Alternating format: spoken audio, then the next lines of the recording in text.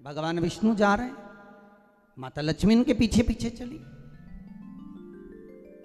भगवान विष्णु ने पलटकर देखा, लक्ष्मी आप कहां आ रही हो?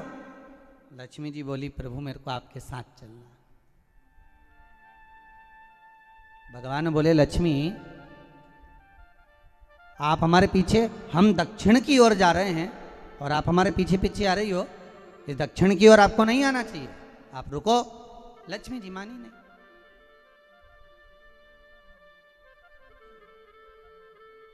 समझाने वाला व्यक्ति जब समझाए, देखो अभी अपने पास में इतना नहीं है, कोरोना महामारी के कारणवश हो सकता है कि थोड़ी कमाई कम हुई हो, इसलिए काम करते हैं। कोई वस्तु लेना है तो अपन बाद में ले लेंगे, अपन बाद में प्राप्त कर लेंगे। नहीं नहीं नहीं, मेरे को तो चाहिए। मालूम पड़े जिद पे अड़ गए, बहुत कुछ भी हो जाए मुझे तो ये सामान लाकर देना ही पड़ेगा, तो ये श्रेष्ठता नहीं। भगवान विष्णु लक्ष्मी जी से तुरंत, लक्ष्मी कहाँ जा रही हो? आपको मालूम है ये दक्षिण दिशा है जहां मैं जा रहा हूं, सुनो आप यहां प्रवेश ना करिए। लक्ष्मी जी कहती है, नहीं स्वामी मैं आपके पीछे पीछे चलूंगी। लक्ष्मी जी को खूब समझाया भगवान विष्णु ने, नहीं मानी मां लक्ष्मी, जाने के लिए आतुर हो गई, जाने लगी। और माता लक्ष्मी जब जाने लगी, भगवान समझा समझा कर रह गए, समझा समझा कर भगवान रह गए, नहीं मानी, चल दी पीछे पीछे जा। भगवान रोक रहे, नहीं मानी। चलते चलते लक्ष्मी जी ने क्या देखा कि एक सुंदर गन्ने का ईख का एक खेत है। आपने देखा होगा, जितने भी लोग इस पावन धन्वंतरी कथा को सुन रहे हैं, धनतेरस के पावन कथा को श्रवण कर रहे हैं, उन्होंने देखा होगा कि जब दिवाली की पूजन होती है तो दीपावली की पूजन में कई जगह पर गन्ने को, ईख को पूजन में रखा जाता है।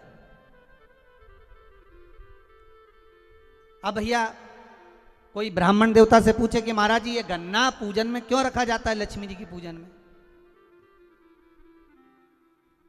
आपके बच्चे भी आपसे पूछ सकते हैं, मम्मी ये गन्ने का क्या प्रयोग है, ये ईख का क्या प्रयोग है कि माता लक्ष्मी की पूजन में गन्ना रखा जाए, ईख रखी जाए, इसका प्रयोग क्या? तो वो प्रयोग ये धन्वंतरी की कथा में आ रहा है, ये धनतेरस की कथा में आ रहा है।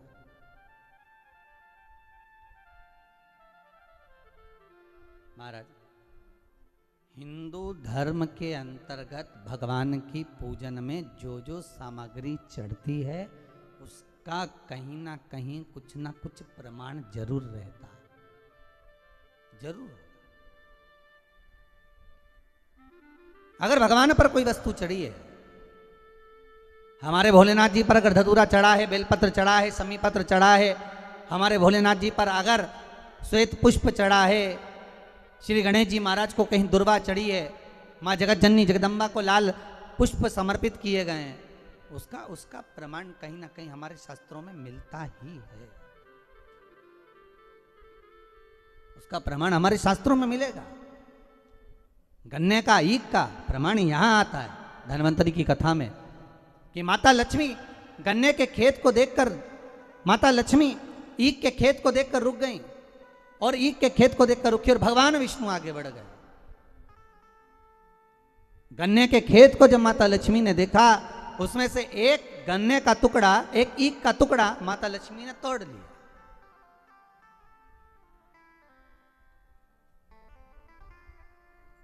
अब जब गन्ने का टुकड़ा तोड़ा, ईख का टुकड़ा जब माता लक्ष्मी ने तोड़ लिया, तब उस गन्ने को तोड़कर माता ने मुख में उसको खाना, चबाना चालू करा। उस गन्ने का रस माता प्राप्त करने लगी।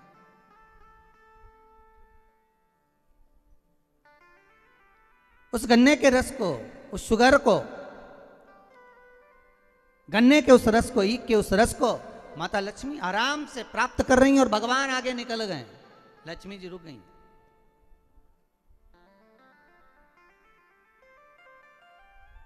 देखा माने, स्वामी तो आगे चले गए, स्वामी ने पलटकर देखा लक्ष्मी गई कहां?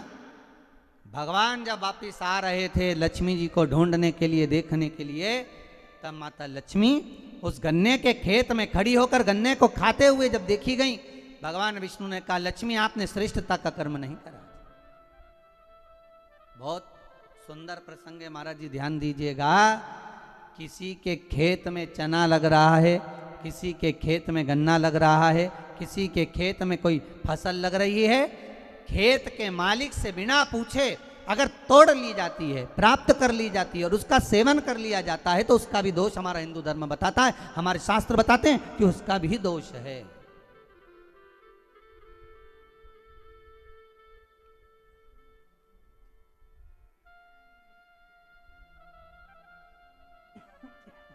उसका भी दोष। पहले भी कथा में कहा, 5 चोरों की कथा कही थी, उसमें वर्णन किया था, भगवान को बिना दिए जो खा ले वो भी चोर है। बिना पूछे कोई वस्तु उठा ले वो भी चोर है। किसी के घर में बिना पूछे प्रवेश कर जाए, आपने दरवाजा नहीं बजाया, आवाज नहीं लगाई, बेल नहीं बजाई और आप घर में प्रवेश कर गए, चोर। चौथा,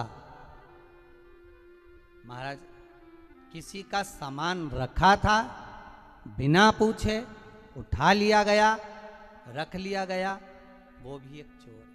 और 5वां, माता पिता को दिए बिना जो एकांत में अपने कमरे में जाकर खा ले वो भी चोर है। परमात्मा को दिए बिना, माता पिता को दिए बिना, घर के बुजुर्गों को, घर के बड़ों को दिए बिना भक्षण कर लेना, पा लेना, वो भी चोर है। उन 5 चोर में एक चोर का प्रमाण यहां पर आ जाता है महाराज जी, कि किसी के खेत में, किसी के भवन में, किसी के घर में अगर आप प्रवेश कर रहे हो, किसी की कोई वस्तु रखी हुई है, उसको पहले आज्ञा लीजिए, पूछिए क्या हम ये ग्रहण कर सकते हैं, क्या हम ये ले सकते हैं। किसी के घर में प्रवेश कर रहे हो तो पहले आवाज लगाइए, दरवाजा बजाइए, बेल बजाइए, क्या मैं अंदर आ सकता हूं, क्या मैं प्रवेश कर सकता हूं। प्रवेश कर। महाराज जब प्रवेश हुआ, लक्ष्मी जी ने गन्ने को तोड़ा, खाया, ईख को देखा, भगवान नारायण को बड़ा क्रोध आया। नारायण बोले, ए लक्ष्मी तुम क्या कर रही हो? तुमने क्या खेत के मालिक से, किसान से पूछा? उस किसान से आज्ञा लिया आपने कि मुझे गन्ने खाना है, मुझे ईख खाना है, मुझे इसका रस प्राप्त करना है? आपने आज्ञा ली है? आपने पूछा है? माता लक्ष्मी जी हंसकर मुस्कुराकर बोलती हैं, पूरा ब्रह्मांड, पूरी पृथ्वी, संपूर्ण विश्व हमारा ही तो है। ये संपूर्ण ब्रह्मांड, संपूर्ण विश्व हमारा ही तो है। हम पूछें और हम आज्ञा लें तब प्रवेश करें, ये नहीं हो सकता। भगवान को क्रोध आ गया। भगवान ने कह दिया, लक्ष्मी तुमने इस किसान के घर में उसके बिना पूछे गन्ने को तोड़कर, ईख को तोड़कर तुमने उसका रस लिया है। 12 वर्ष तक तुम्हें किसान के घर में रहकर किसान की सेवा करना पड़े। 12 वर्ष तक आप उस घर में प्रवेश कर रहिए और उनके यहाँ सेवा करिए। करो सेवा। महाराज मुझसे गलती हो गई, आप अपने चरणों से मुझे दूर ना करें। भगवान कहते हैं, सुनो लक्ष्मी, तुम्हें 12 वर्ष तक उस किसान के घर में, उस किसान के खेत में रहना ही पड़ेगा, रहना ही पड़ेगा। आपको किसान के खेत में रहना, ठीक है। लक्ष्मी जी रह रही हैं, किसान के यहाँ सेवा कर रही हैं। ऐसी रही लक्ष्मी मैया कि किसान के घर में धन, वैभव, सत्ता, प्रतिष्ठा सब मिल गई, सब कुछ आ गया किसान के घर में, सब कुछ। अब एक दिन 12 वर्ष जब पूर्ण हो गए, भगवान लक्ष्मी जी को ढूंढने के लिए निकले। लक्ष्मी जी से कहा, चलो आ जाओ।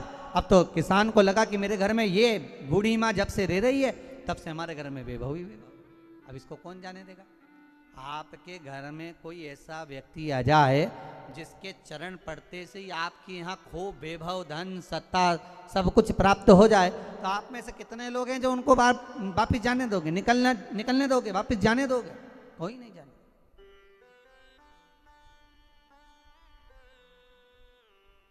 महाराज कौन जाने दे? थोड़ा और रुक जाइए, और रुकिए, और रुकिए। माता जाने का कहती हैं, किसान रोक लेता है। एक दिन भगवान विष्णु ही आ गए उस किसान के घर पर, और भगवान नारायण किसान के घर पर पहुंचे और पहुंचकर कहा, अब हमको ये लक्ष्मी है, हमें जाना है, आप हमको जाने दीजिए। किसान को कहा, किसान पहचान नहीं पा रहा, भगवान बुजुर्ग का रूप रख कर आए। जैसे लक्ष्मी एक बूढ़ी का रूप रखकर सेवा कर रही है, उसी तरह किसान भी बूढ़े का रूप रखकर सेवा कर रहा है। महाराज भगवान ने किसान को कहा कि तुम गंगा नहा कर आओ, तब हम जाएंगे। गंगा नहाते समय किसान के हाथ में कौड़ी दे दी। 4 कौड़ी लेकर किसान गंगा नहाने गया। जैसे ही गंगा जी में कौड़ी डालने को कहा, गंगा मैया प्रकट हो गई। किसान पूछता है, आप कौन? गंगा जी कहती है, मैं विष्णुपदी गंगा हूं, आप क्यों प्रगटी हो? गंगा जी ने कहा, आपको मालूम है ये कौड़ी किसने दी है? नहीं, तुम्हारे घर में जो है वो नारायण है, नारायण ने दिया। अब दौड़ कर गया और नारायण के चरणों को पकड़कर कहा, नाथ आप क्यों आए हो ये तो बताओ। भगवान ने कहा, आपको मालूम नहीं, मैं लक्ष्मी को लेने आया हूं, पर लक्ष्मी को तो मैं अपने यहां रखना चाहता हूं नाथ, मैं इसको छोड़ नहीं सकता।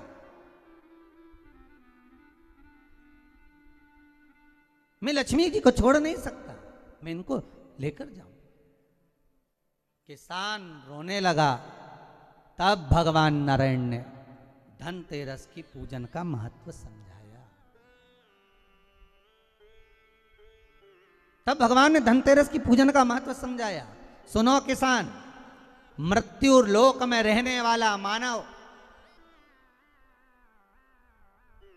अगर धनवंतरी की पूजन करता है, धनतेरस के दिन कार्तिक महीने में पड़ने वाली सुंदर त्रयोदशी तिथि को जो धनवंतरी की पूजन करेगा, उसके घर से लक्ष्मी कभी बाहर नहीं जाएगी। नारायण जैसे बोले तो किसान तुरंत प्रसन्न हो गया। प्रभु प्रभु आप मुझे वो उपाय, आप मुझे वो पूजा का प्रयोग, आप मुझे वो महत्व उस धनवंतरी पूजन का, उस धनतेरस की पूजन का बता दीजिए, जिससे मेरा कल्याण हो जाए, जिससे मेरा उद्धार हो।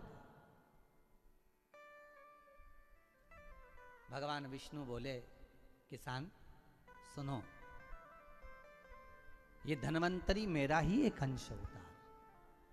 जैसे मेरे हाथ में शंख चक्र गदा पद्म सब धारण करा हुआ हूं, उसी तरह धनवंतरी का स्वरूप का यदि आप दर्शन करेंगे, आप धनवंतरी के चित्र का अगर दर्शन करेंगे, तो एक हाथ में उनके भी चक्र है, एक हाथ में उनके शंख है, एक हाथ में उनके औषधि है, एक हाथ में उनके अमृत का कलश है, और भगवान स्वयं नारायण का अंश प्रकट हो रहा है। बोल धनवंतरी भगवान की, धनवंतरी भगवान की। कहते हैं धनवंतरी भगवान का प्रागट्य जब हुआ था, तो भगवान शंकर ने धनवंतरी देव को देखकर कहा, वाह रे प्रभु वाह, क्या सुंदर स्वरूप धारण कर कर आए हो। प्रभु जब मेरे लिए विष लेकर आए थे तब एक आनंद दूसरा था, पर आज अमृत लेकर आए हो, उसका आनंद दूसरा है। बहुत अलग अलग बातें महाराज जी। शिव महापुराण की कथा कहती है, 2 तरह की वाणी होती है। एक में आपने क्रोध कर दिया, आप शब्द कह दिया, ताना दे दिया, गालियां दे दी, और एक शब्द अमृत का मीठा बोल दिए, प्रेम की वाणी बोल दी, उसका एक आनंद दूसरा है, उसका एक संबोधन दूसरा है।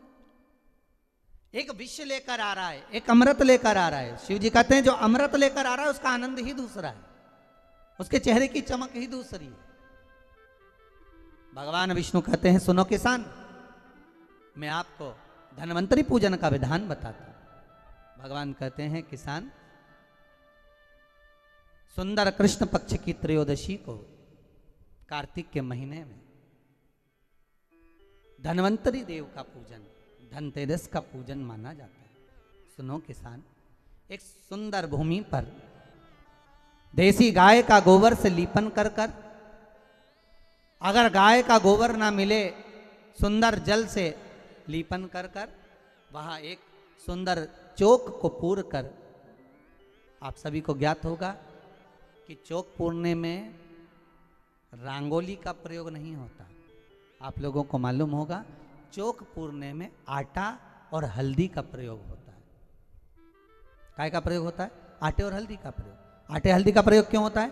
क्योंकि आटा समृद्धि को बढ़ाता है, लक्ष्मी वैभव को बढ़ाने वाली हल्दी होती है। इसलिए जब चौक पूरा जाता है भूमि पर, तो चौक पूरते समय आटा हल्दी का प्रयोग करते हैं। थोड़ा सा चावल का दाना या गेहूं का दाना रख दिया जाता है, उसके ऊपर एक सुंदर चौकी, एक चौरंग, एक पाटा रख दिया जाता है। भगवान विष्णु बता रहे हैं किसान को धनतेरस के पूजन का वर्णन, और जो भगवान विष्णु ने बताया है वही पूजन का वर्णन आप लोग श्रवण कर रहे हैं। आज धनतेरस है, आज धनतेरस का प्रयोग कर पूजन करें और शिव महापुराण के इस भाव को, विष्णु पुराण के इस भाव को, स्कंद पुराण के इस भाव को आप धारण करें, और जो विधान भगवान विष्णु बता रहे हैं उसके हिसाब से, उसके अनुसार आप लक्ष्मी का पूजन, धनतेरस का पूजन करें। चौकी लगाएं, चौरंग लगाएं, पाटा लगाएं, उस पाटे पर एक सुंदर लाल वस्त्र धारण करा दें, लाल वस्त्र बिछा दें। एक थाली लें, उस थाली पर कंकु से, रौली से, कुंकू से गिला कर कर स्वस्तिक का निर्माण कर दें। स्वस्तिक का निर्माण कर कर घर में अगर चांदी का सिक्का हो, अगर चांदी का सिक्का नहीं हो, चांदी का कॉइन नहीं हो, तो अपने घर का 1 का सिक्का, 2 का सिक्का, 5 का सिक्का, 10 का सिक्का, जो भी आपके घर में हो वो कॉइन ले लें महाराज, उसको थाली के अंदर रख दें स्वस्तिक के ऊपर। फिर उसका स्मरण करें, आटे के 7 दिए बनाएं, एक थाली में, एक प्लेट में रख लें, घी के दिए बनाएं और उसमें सुंदर बाती को लगा दें। ध्यान दीजिएगा, इसमें जो बाती लगेगी वो लंबी बाती लगेगी। लक्ष्मी जी की पूजन में जितनी भी बाती लगे वो लंबी लगे। महाराज घी के दिए लगा दें 7, 7 दियों को प्रज्वलित कर लें, प्रकट कर लें। एक दिया तेल का लगा लें। तेल का जो दिया लगाया है, जहां पर आपने सिक्का रखा है, कॉइन रखा है, उसका लेफ्ट हैंड, मतलब आप ऐसे बैठे हो तो आपका सीधा हाथ की ओर आप तेल का दिया लग दें।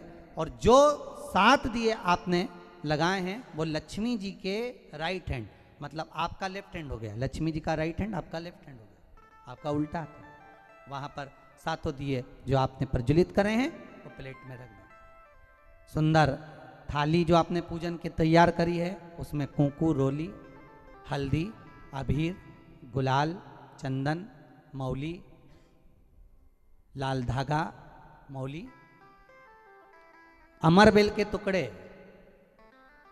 कमलगट्टे, हल्दी की गांठ, सुंदर भाव में उसको रखें। जल का पात्र, सुंदर आनंद से जो क्वाइन चांदी का और देसी क्वाइन आपने जो रखा है उसका जल से पूजन करें। लक्ष्मी पूजन का समय अलग अलग होता है, पर धनतेरस की पूजन का जो समय है वो प्रदोष काल से प्रारंभ हो जाता है। कब से प्रारंभ हो जाता है? प्रदोष, क्योंकि शिव के द्वारा निर्मित है लक्ष्मी पूजन का भाव। महाराज क्वाइन का पूजन करें, कंकु आदि से पूजन करने के बाद दोनों सिक्कों को उठा लें, दोनों कॉइन, जो चांदी का सिक्का है और जो देसी कॉइन है उसको उठाकर उस पर जो कलेवा है, मौली है, नाड़ा है, लच्छा है, उसको लपेटना प्रारंभ कर दें और उसको लपेटें। पहले चांदी का सिक्का लपेट दे, फिर देसी सिक्का जो आपने रखा है 1, 2, 5, 10 का जो सिक्का रखा है उसको लपेट थाली में उसको रख लें। फिर वापस उस पर जल का छींटा देकर उसका पूजन करें। महाराज हल्दी, रौली, मौली, चंदन आदि लगाकर सुंदर भाव से चावल को हल्दी में भिगो लें और पीले चावल कर कर उल्टे हाथ में चावल लेकर माता लक्ष्मी के ऊपर जो 2 सिक्के रखे हैं उनका पूजन करें। साथ में जब चावल छोड़ते जाएं तो गणेश जी का भी स्मरण करते जाएं। हे रिद्धि सिद्धि के दाता श्री गणेश जी महाराज, आप हमारे यहाँ पर सदा माता लक्ष्मी को लेकर, कुबेर भंडारी को लेकर सदा विराजमान रहें, नारायण को लेकर सदा विराजमान रहें। चावल छोड़ते जाएं और बाबा से विनती करते जाएं, माता लक्ष्मी से निवेदन करते जाएं, भगवान शिव का स्मरण करें, भगवान नारायण का स्मरण करें, माता लक्ष्मी का स्मरण करें, रिद्धि सिद्धि के दाता भगवान श्री गणेश जी महाराज का स्मरण करें, छोड़ते जाएं। जब चावल पूर्ण छोड़ देवें, पूजन पूरी तरह से हो जाए, तब महाराज 7 सुंदर आनंद से अमरबेल के टुकड़े, अमरबेल वृक्ष पर एक पीले कलर की बेल चलती है, पीली, उसमें पत्ते नहीं होते, वो किसी भी वृक्ष पर डली रहती, वो अमरबेल कहलाती। ये अमरबेल लक्ष्मी पूजन में, समृद्धि के लिए, मकान के मुहूर्त के समय पर, गृह प्रवेश के समय पर बहुत कार्य आती है महाराज। ये अमरबेल को पानी की जरूरत भी नहीं पड़ती, आप रूप किसी वृक्ष पर डाल दी जाए वो अपने आप फलती चली जाती है। उसी तरह हमारे यहाँ भी हम भगवान से यही प्रार्थना करते हैं, जैसे अमरबेल बिना पानी पड़े भी किसी भी वृक्ष पर डाल दी जाए पनपती जाती है, बढ़ती चली जाती है, ऐसे हमारे घर में बेभव लक्ष्मी बढ़ती जाए। अमरबेल के 7 टुकड़े, कमल गट्टे 7, हल्दी की गठान 7 माता लक्ष्मी को समर्पित कर दें। दोनों हाथों में हल्दी पिसी हुई लीजिए और माता लक्ष्मी के ऊपर उसे चढ़ाना प्रारंभ कर दीजिए। 7 बार पिसी हुई हल्दी वो सिक्कों पर चढ़ा दें, अपनी मनोकामना कर कर अपने घर में माता लक्ष्मी को विराजमान करने के। जब हल्दी पूर्ण चढ़ जाए, हाथ में कुंकू ले लीजिए, रोली ले लीजिए, उस रोली कुंकू को भी माता लक्ष्मी को समर्पित करिए। तब इसके पश्चात सुंदर जो भी घर में मिष्ठान हो, मीठा हो, नहीं हो, शक्कर हो, गुड़ हो, मिश्री हो, जो भी आपके पास में हो, खड़ी शक्कर हो, वो भगवान को, माता लक्ष्मी को भोग रख दीजिए। अगर कुछ मीठा बना हो तो मीठा रख दीजिए। महाराज घर में संपूर्ण पूजन कर कर आपके घर में जो देवालय में भगवान